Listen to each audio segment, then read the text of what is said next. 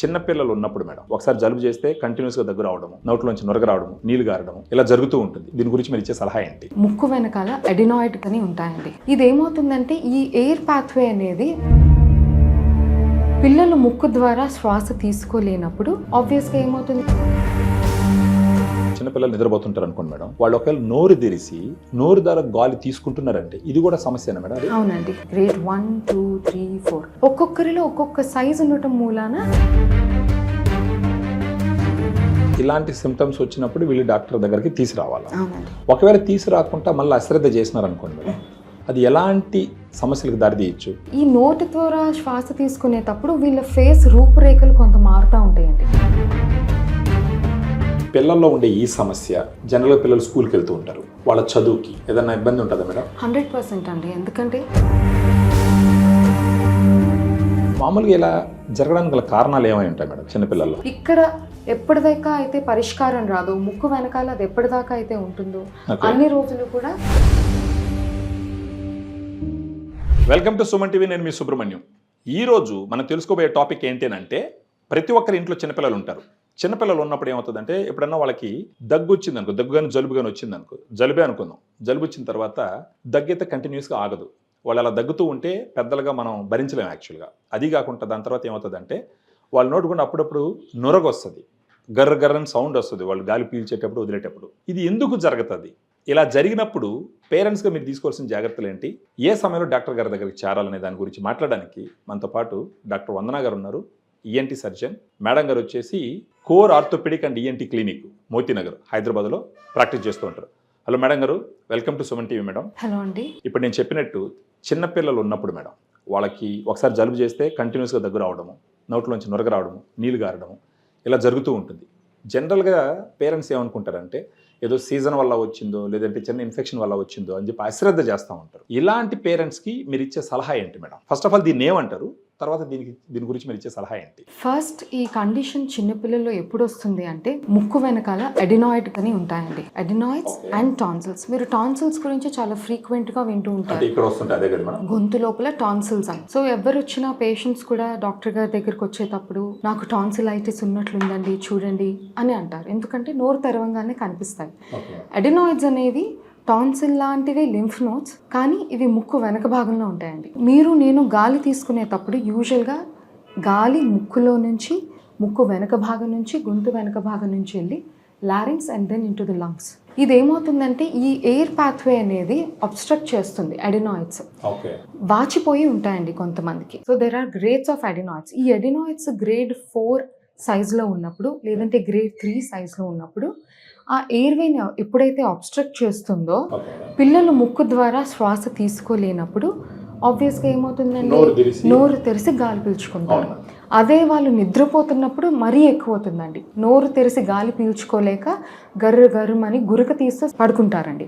Next, ఈ గురక తీసేటప్పుడే నోరేమట froth లాగా నీరు చేరి గాలి బుడగల్లాగా రావటం, ఇవన్నీ జరుగుతుందండి. అంటే మీరు అనేది ఇప్పుడు చిన్నపిల్లలు నిద్రపోతుంటారు అనుకోండి మేడం, వాళ్ళు ఒకవేళ నోరు తెరిసి నోరు ద్వారా గాలి తీసుకుంటున్నారంటే ఇది కూడా సమస్యనా మేడం? అవునండి. ఎవాల్యుయేట్ చేసుకోవాలి.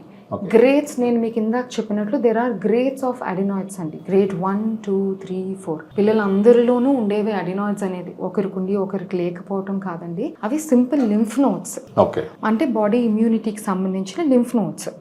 ఒక్కొక్కరిలో ఒక్కొక్క సైజు ఉండటం మూలాన ఈ గాలి పీల్చుకోవటంలో డిఫికల్టీ అనేది వస్తుందండి. మామూలుగా ఇలా జరగడానికి గల కారణాలు ఏమై ఉంటాయి మేడం చిన్నపిల్లలు? సింపుల్ అండి. Simple cold can also cause increased size of adenoids అండి. Simple cold, simple infection. అలాగే రికరెంట్ ఎపిసోడ్స్ ఆఫ్ ఇన్ఫెక్షన్స్ వస్తూ ఉన్నాయి పిల్లలకి. ఊరికనే ఒక్కసారి పిల్లోడు గురికి తీసాడని చెప్పి తీసుకొని వెళ్ళి ఇవాల్యుయేట్ చేసేయడం కాదు. విపరీతమైన కోల్డ్ వచ్చినప్పుడు పిల్లలకి సహజం నోరు తెరిసి గాలి పీల్చుకోవటం అనేది సహజం. ఎప్పుడైతే ఈ ఎపిసోడ్స్ మోర్ ఫ్రీక్వెంట్ అయ్యి ఈ ముక్కు భాగం నుంచి ఎప్పుడైతే గొంతు నుంచి పోస్ట్ నాసల్ డ్రిప్ ద్వారా లంగ్స్కి వెళ్ళి అక్కడ మళ్ళీ రికరెంట్ ఎపిసోడ్స్ ఆఫ్ కాఫ్ వస్తుందండి. ఎందుకంటే primary source of infection is your adenoids. ఇక్కడ ఎప్పటిదాకా అయితే పరిష్కారం రాదు, ముక్కు వెనకాల అది ఎప్పటిదాకా అయితే ఉంటుందో అన్ని రోజులు కూడా పిల్లోడికి ఎంత ట్రీట్మెంట్ ఇచ్చినా it will be temporary solution. So మీరు అన్నట్టు ఇలాంటి సిమ్టమ్స్ వచ్చినప్పుడు వీళ్ళు డాక్టర్ దగ్గరికి తీసుకురావాలి. ఒకవేళ తీసుకురాకుండా మళ్ళీ అశ్రద్ధ చేసినారు అనుకోండి మేడం, అది ఎలాంటి సమస్యలకు దారితీయచ్చు? So there is a clinical presentation called adenoid faces అండి. సో ఈ క్రానిక్ స్లీప్ డిప్రైవ్డ్ చిల్డ్రన్ ఉంటారు. వాళ్ళు ఎలా ఉంటారంటే మేలుకొని ఉన్నప్పుడు కూడా ఇలా నోరు తెరిసే గాలి పీల్చుకుంటారు. ఓకే. ఎప్పుడు ఇలా నోరు తెరిసే ముక్కుతో ఉంటుంది అన్నారా? ముక్కుతో ముక్కుతో, ఎందుకంటే వాళ్ళకి ముక్కు నుంచే శ్వాస పోదండి, ఓకే. వాళ్ళు నోరు తెరిసే శ్వాస తీసుకుంటారు. సో అదొకటి. ఈ నోటి ద్వారా శ్వాస తీసుకునేటప్పుడు వీళ్ళ ఫేస్ రూపురేఖలు కొంత మారుతూ ఉంటాయండి. ఎత్తు పళ్ళు రావటం, హై ఆర్చ్డ్ పాలెట్ అంటారు, పాలెట్ ఎముక పైకి వెళ్ళటం, ఓకే. ఈ ముందు అంతా గుంపులుగా పళ్ళు రావటం, పళ్ళు ఒకదాని మీద ఒకటి, ఓకే. అడినాయిడ్ ఫేసెస్ అంటారు వాటిని. ఇది గాన అశ్రద్ధ చేస్తే పిల్లల్లో ఉండే ఈ సమస్య, జనరల్గా పిల్లలు స్కూల్కి వెళ్తూ ఉంటారు, వాళ్ళ చదువుకి ఏదైనా ఇబ్బంది ఉంటుందా మేడం? 100% అండి. ఎందుకంటే ఇప్పుడు మీరు కానీ నేను కానీ పిల్లలు కానీ, పర్టికులర్గా పిల్లలు ఎదుగుదల ఎందులో ఎక్కువ ఉంటుందండి? నిద్రలోనే ఉంటుంది. Okay. Quality sleep is very important to everybody. అది కరెక్ట్ మేడం. క్వాలిటీ స్లీప్ లేని పక్షాన ఎక్సెసివ్ టైర్డ్నెస్ అనేది ఎవరికన్నా ఉంటుందండి. సో ఆబ్వియస్గా వాళ్ళు స్కూల్కి పోయినప్పుడు ఆ టైర్డ్నెస్ పిల్లలు కూర్చొని కూడా ఇలాగ తూలుతూ ఉంటారు కొంతమంది పిల్లలు. ఎందుకంటే not enough sleep are quality of sleep ఉండదండి ఈ గురుక మూలాన. అదే madam. So quality of sleep is very important. ఈ అడినాయిడ్స్ ఉండటం వలన పిల్లలకి స్పీచ్ కూడా, మాట హైపోనాసల్ స్పీచ్ అని అంటారండి. ఓకే. ముక్కుతో మాట్లాడుతున్నట్లు పిల్లలు ముక్కుతో మాట్లాడుతున్నట్లు ఉంటారు. ఇంకొకటి recurrent episodes of ear pain. వాళ్ళకి ఊరుకనే చెవుల్లో నొప్పులు చెప్తూ ఉంటారు. ఎందుకంటే there is a tube which connects ear and nose. This is called Eustachian tube. Eustachian tube is blocked by adenoids and whenever there is increase in size of adenoids, it will block the eustachian tube and it will further cause ear infections. చెవులకి infections రావడం, చెవుల్లో నుంచి చీములు కారటం పిల్లలకి. So వీటికి కూడా ఇది ఒక reason అయి ఉంటుందా? Of course, that is the reason. ఇది ఒక రీజన్ కాదు, ఇదే రీజన్. ఓకే. ఈ విధంగా జరుగుతున్నప్పటికీ పెద్దలు పట్టించుకోకుండా అశ్రద్ధ చేసినారు అనుకుందాం. ఎదిగే కొద్దీ ఇది ఏ రకానికి దారి తీస్తుంది మేడం వాళ్ళు? సో adenoids అనేవి యూజువల్గా వయసు పెరిగే కొద్దీ ష్రింక్ అవుతాయండి. కానీ ఎవరికి ఏ వయసులో ష్రింక్ అవుతాయి అనేది క్లారిటీ లేదు. క్లారిటీ ఉన్నదండి, కానీ ఎంత టైం తీసుకుంటుంది అనేది చెప్పడానికి లేదు. ఇప్పుడు ఒక పిల్లల్లో 6 ఏళ్ళు 8 ఏళ్ళకి వచ్చేసరికి తగ్గిపోతే ఇంకొక పిల్లల్లో 10 ఏళ్ళు 11 ఏళ్ళు వరకు ఉండొచ్చు. You know every body reacts in a different way. ఆ తర్వాత సమస్య ఉండకపోవచ్చు మేడం వాళ్ళకి ఒక 10-11 సంవత్సరాల తర్వాత. నేను I have seen adenoids at the age of 40 years also. Okay. 40 సంవత్సరాలు కూడా అడినాయిడ్స్ వచ్చిన సందర్భాలు. సో మనం చెప్పలేము. ఓకే.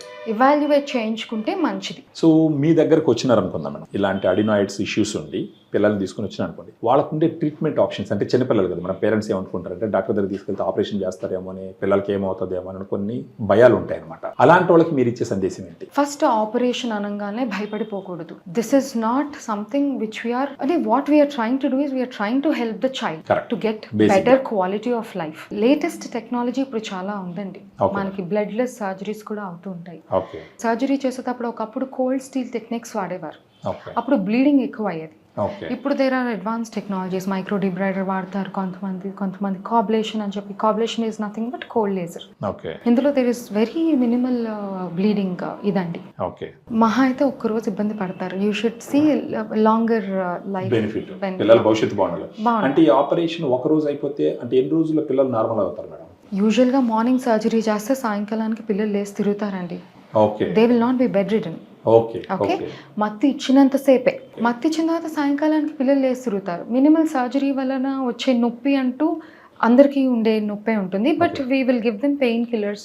పిల్లలకి తక్కువ తెలిసేటట్టు, పెయిన్ తెలియకుండా ఉండేటట్టు will give them pain killers. Anaesthesia department team ఉంటుంది, వాళ్ళు కూడా they will take good care. ఈ ఆపరేషన్ అయిన తర్వాత ఎన్ని రోజుల తర్వాత స్కూల్కి వెళ్ళొచ్చు మేడం వాళ్ళు? 3 నుంచి 4 రోజులండి. 3-4 రోజుల తర్వాత అది కూడా చైల్డ్ నెక్స్ట్ రోజు. కొంతమంది ఈ రోజు సర్జరీ చేస్తే ఎల్లుండి కల్లా నాకు అన్నం నార్మల్ కూర అన్ని కలిపి పెట్టనే పిల్లలు కూడా ఉన్నారు. 2 రోజులు ఇడ్లీ పాలు పంచదార పెట్టమని అంటాం, లేదంటే నాకు మామూలు కర్రీ పెట్టు, నాకు బాగానే ఉందనే పిల్లలు కూడా ఉంటారు. ఇప్పుడు ఇలాంటి ఆపరేషన్ చేసుకొని స్కూల్కి వెళ్ళారు అనుకుంటున్నాం, అందరు పిల్లలతో పాటు సాధారణంగా వాళ్ళు ఆడుకోవచ్చా? ఇంకేం ఉండదండి. ఇంకా ఇమీడియట్ గా ఆ రోజు సాయంకాలానికల్లా పిల్లల మాట కూడా మారిపోతుంది. ఇంతకుముందు నేను చెప్పినట్లు హైపోనాసల్ స్పీచ్ అలా ముక్కుతో మాట్లాడేదల్లా సడన్ గా ఆ బ్లాక్ తీసేయటం వలన సాయంకాలానికల్లా గొంతు మారిపోతుంది. ఫస్ట్ అదే రోజు కొంతమంది గురక కూడా తగ్గిపోతుంది. అదే రోజు సడన్ గా అడ్డు తీసేస్తాం కదా ముక్కు వెనకాల, అడినాయిడ్స్ కరిగించేసి తీసేసిన తర్వాత సడన్ గా ఎయిర్ వే ఓపెన్ అప్ అవుతుంది. ఓపెన్ అప్ అవ్వటం వలన ఆ రోజు సాయంకాలం నుంచే పిల్లలు గురక తగ్గిపోతుంది. అంటే ఈ ఆపరేషన్ అనగానే జనాలకు ఉండే అపోహ ఏంటంటే ఎక్కువ డబ్బులు ఖర్చు అవుతుంది అని ఉంటుంది. ఇది అందరికి అందుబాటులో ఉండే కాస్ట్లో ఉంటుందా లేకపోతే ఎక్స్పెన్సివ్గా ఉంటుంది మరి ఎలా? లేదండి, అందరికీ అందుబాటులో ఉండేదే. ఎక్స్పెన్సివ్ అనేది మీరు మన పర్సెప్షన్ అంటే కరెక్ట్, మన పర్సెప్షన్ అంతే. ఎక్స్పెన్సివ్ అంటే మీరు అదే ఒక ఫోన్ కొనడానికి మనం వెనకాడం కదా అండి. కరెక్ట్. మరి అందులో మన బిడ్డల ఒంటి విషయాల్లో మీద చిన్నపిల్లల విషయాలు అసలు చేయలేదు. మన ఒంటి మీద స్పెండ్ చేసుకునేటప్పుడు అసలు ఒకవేళ ఎవరైనా వస్తే కూడా వాళ్ళకి ఏదన్నా ఆర్థిక పరిస్థితులు ఉన్నా మీరు సర్దుకొని చేస్తారు కదా మేడం, ఏదైనా ఉంటే అలాంటివన్నీ ఉంటాయండి. అలాంటివన్నీ మాట్లాడుకోండి. ఇన్సూరెన్స్ లాంటివి కూడా వర్క్ ఇవి వీటికి ఉంటాయి యాక్సెప్ట్ చేస్తారు. So thank you very much madam, thank you very much. So విన్నారు కదా, చిన్నపిల్లలు ముఖ్యంగా వాళ్ళకి ఎంతో భవిష్యత్తు ఉన్నటువంటి పిల్లలు వాళ్ళు. ఇలాంటి సమస్యలు అంటే వాళ్ళకు ఒకసారి జలుబు వచ్చి దగ్గు కంటిన్యూస్గా వస్తూ నోట్లో నుంచి బురగొస్తూ అప్పుడప్పుడు నీరు గారుతూ, అది కాకుండా సౌండ్ నిద్రపోయేటప్పుడు నోరు తెరిచి ఊపిరి పీలుస్తూ ఇలాంటి సిమ్టమ్స్ ఉంటే మాత్రం ఎట్టి పరిస్థితుల్లో అశ్రద్ధ చేయకుండా, ఎందుకంటే అది వాళ్ళకి చాలా సమస్యలు తీసుకొస్తుంది. స్కూల్కి వెళ్ళినా కానీ అంటే పిల్లల్ని ఆ విధంగా మనం కూడా చూడలేం. సో ఇలాంటి సిమ్టమ్స్ వచ్చినప్పుడు ఎట్టి పరిస్థితుల్లో పిల్లల్ని ప్రేమించే పెద్దలుగా అశ్రద్ధ చేయకుండా ఇమ్మీడియట్గా డాక్టర్ గారి దగ్గర తీసుకొస్తే వాళ్ళు చేయాల్సినటువంటి ట్రీట్మెంట్ చేసి మళ్ళీ వాళ్ళని నార్మల్ చేసి, అది కూడా 2-3 రోజుల్లోనే తర్వాత స్కూల్కి వెళ్ళి అందరి పిల్లలతో సమానంగా ఆడుకునే విధంగా చేస్తామని చెప్పేసి మేడం గారు చెప్తున్నారు. So keep watching. Thank you very much.